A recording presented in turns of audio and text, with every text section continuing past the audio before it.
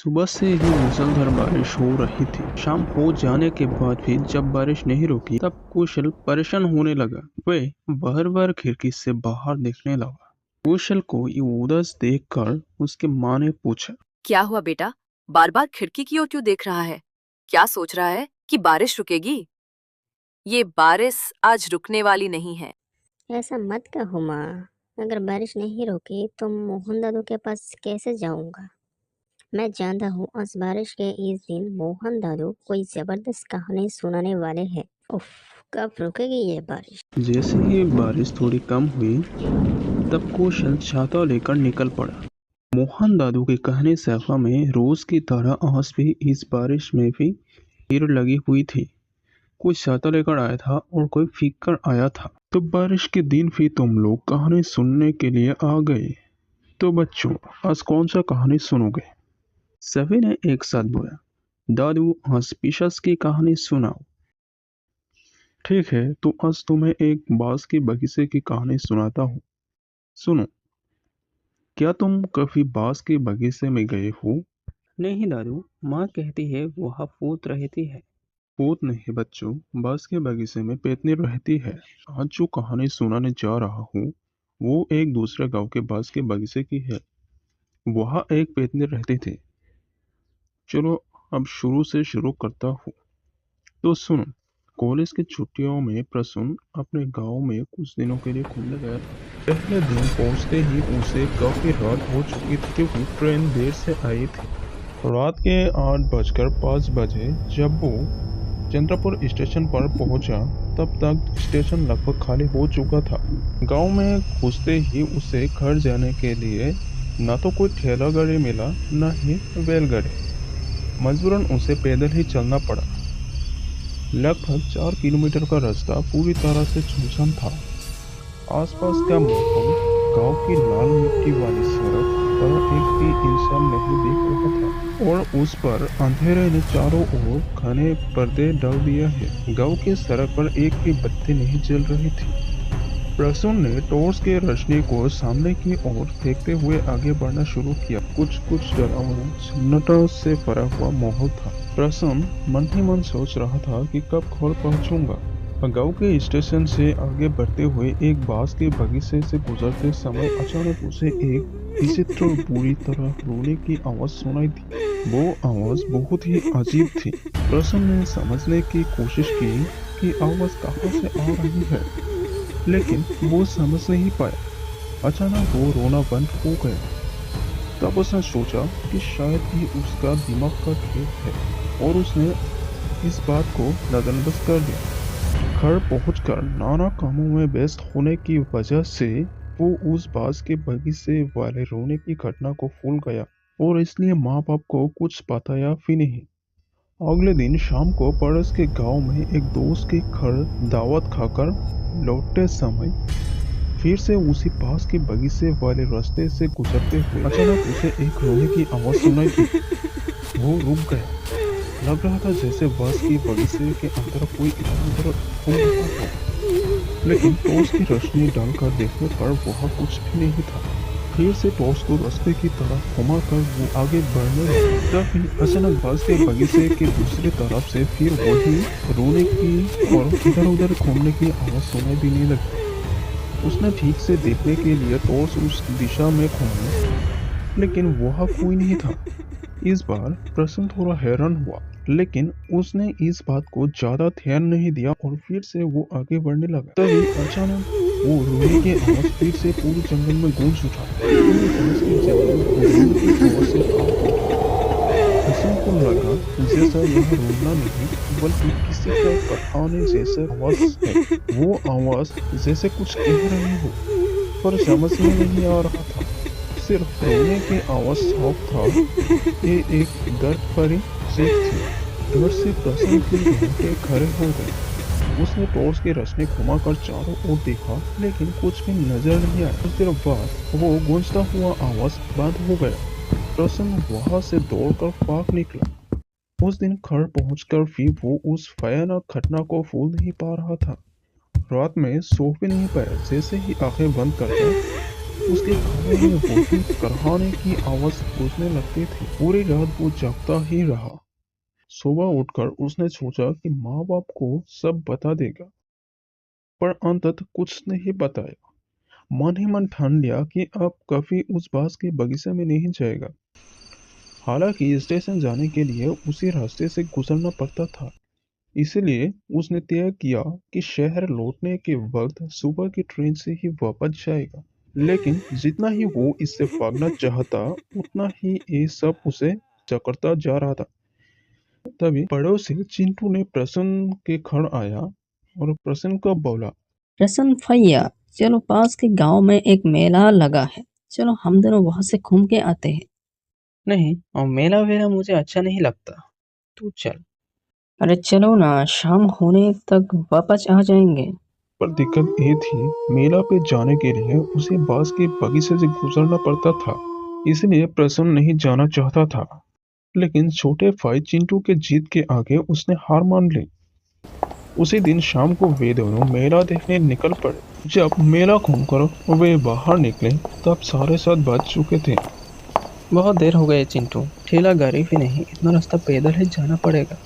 इतनी जल्दी क्या है, अभी तो शाम ही हुए हैं। तुम्हारी तो अब शहर में रहने की आदत हो गई है। प्रसन्न ने कुछ नहीं कहा, बस तेज कदमों से चलने लगा। चलते चलते वे उस बांस के बगीचे के पास पहुंचे। जैसे ही उसने वह कदम रखा, उसके कानों में फिर वही गूंजता हुआ रोने की आवाज सुनाई दी। उसने चिंटू से पूछा, सुन चिंटू, तुझे कुछ सुनाई दे रहे हैं?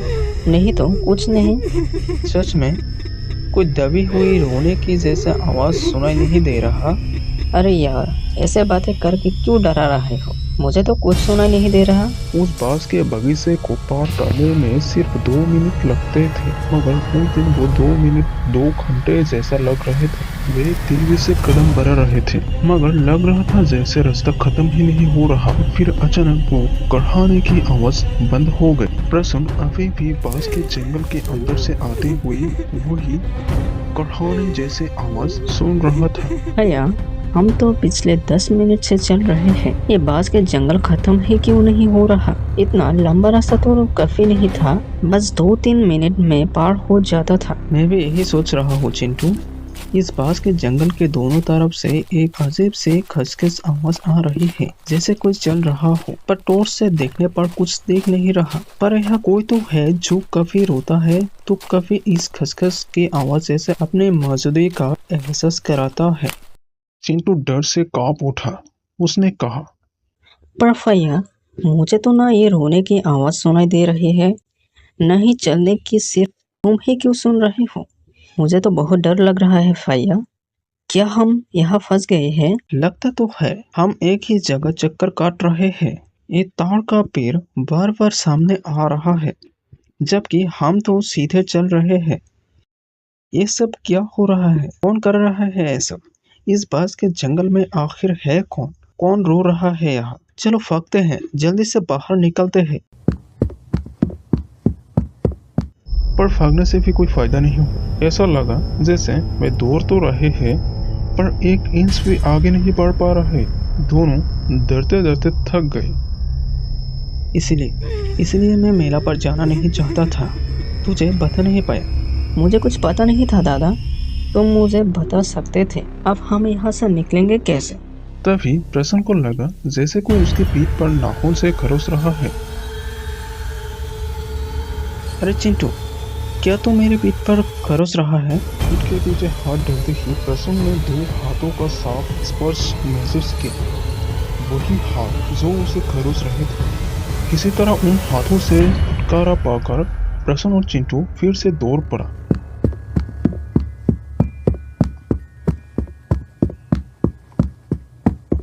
बस और नहीं दौड़ सकते भैया, कब से भाग रहे हैं, लेकिन आप पहुंच गए, अब डरने की जरूरत नहीं। प्रसन्न ने राहत की सांस ली और चिंटू को कुछ कहने वाला था, तभी उसने देखा बांस के बगीचे के अंदर से 2 बड़ी बड़ी गोल आंखें उसे ही घूर रही थी। लग रहा था जैसे वो आंखें उससे कुछ कहना चाहती थी। डर के मारे प्रसन्न ने अपनी आंखें बंद कर ली और फिर उसके कानों में फिर से वही दबी हुई कढ़ाने जैसी आवाज गूंज उठी। डरते डरते आंखें खोलकर प्रसून ने देखा, वो आंखें आप भी उसकी ओर देख रही थी। चिंटू, भागो यहाँ से, हम आज बचने वाले नहीं। भागो, पीछे मत देखो, भागो।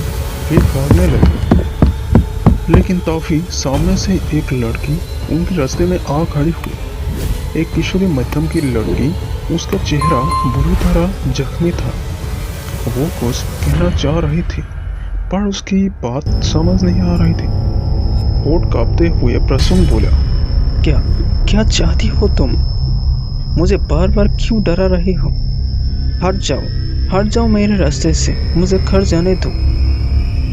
लड़की हाथ जोड़कर कुछ मांग रही थी और कुछ बड़बड़ा रही थी। लंबे समय तक सुनने के बाद प्रसून समझ पाया कि वो क्या कह रही है, और फिर अचानक वो लड़की गायब हो गई। उसके बाद चिंटू और प्रसून आसानी से वहां से निकल आए। घर पहुंचकर प्रसून कुर्सी पर गिर पड़ा। जैसे ही उसकी माँ आई, उसने पूछा, माँ, इस बांस के बगीचे का रहस्य क्या है? क्या वहाँ कोई घटना हुई थी? कोई आत्महत्या या अकाल मृत्यु? प्रसून ने सारी घटना सुनाई। उसकी माँ बोली, नहीं, मैंने ऐसा कुछ नहीं सुना। पर तू इतना परेशान क्यों है? क्या हुआ? माँ, वो क्या कह रही थी मैं समझ गया। वो मुक्ति मांग रही थी, यही वो बार बार कराहते हुए कह रही थी। ऐसी मुसीबतों में मत पड़ो बेटा, कुछ दिनों बाद तो शहर लौट जाएगा। नहीं माँ, उसके बारे में पूरी सच्चाई जाने बिना मैं नहीं जाऊंगा। मैं सिंधु से कहूंगा कि किसी तांत्रिक की खोज करे। अगले दिन ही प्रसून ने चिंटू को बताया और वो गांव के एक तांत्रिक के तलाश में निकल पड़े। वे शमशान के पास एक तांत्रिक के घर गए। तांत्रिक ने उन्हें देखते ही कहा, भूत भगाने आए हो, पर यह भूत नहीं, बांस के बगीचे की पिशाच है। बाबा, आपको कैसे पता चला? वो पिशाच तुम्हें बहुत दिनों से अपनी कहानी सुनाना चाहती थी, पर तुम सुनने को तैयार ही नहीं थी। जैसे कोई नहीं सुनता, पर अंततः तो तुमने सुना।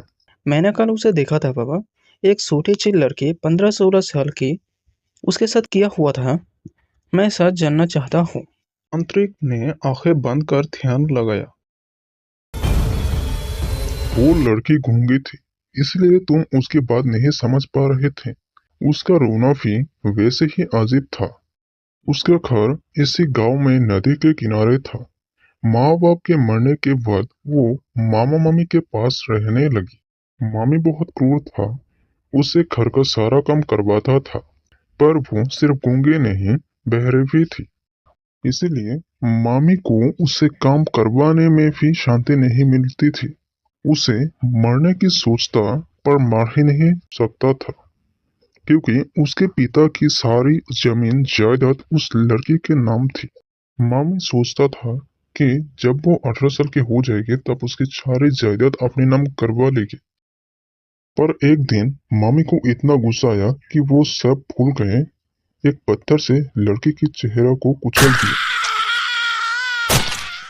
जब मामा और उसका बेटा घर आया तो उन्हें बताया कि काम करते समय दुर्घटना हो गई। उन्हें डर था कि कोई पुलिस केस ना हो जाए, इसलिए तीनों ने रातों रात लाश को उस बांस के बगीचे में दफन कर दिया। उसके बाद से वो गूंगी लड़की की आत्मा बदला लेने के लिए भटकती रही। कुछ ही दिनों में उसने मामी की गर्दन मोड़कर हत्या कर दी। वो लड़की चाहती है कि तुम उसके मामा को सच्चाई बताओ और अमावस्या के रात उस लड़की के बॉडी को तुम जला दोगे, तभी उसकी आत्मा को शांति मिलेगी। तांत्रिक की बात मानते हुए एक दिन प्रसून ने उस लड़की के घर जाकर उसके मामा को सच्चाई बताई। फिर अगले अमावस्या के रात वो चिंटू के साथ बांस के बगीचे में लड़की की लाश जलाने पहुंचे। भैया, मुझे बहुत डर लग रहा है, कहीं वो हमें मार ना डाले। मारेगी क्यों? हम तो उसकी आत्मा की मुक्ति के लिए आए हैं, यही तो वो चाहती है।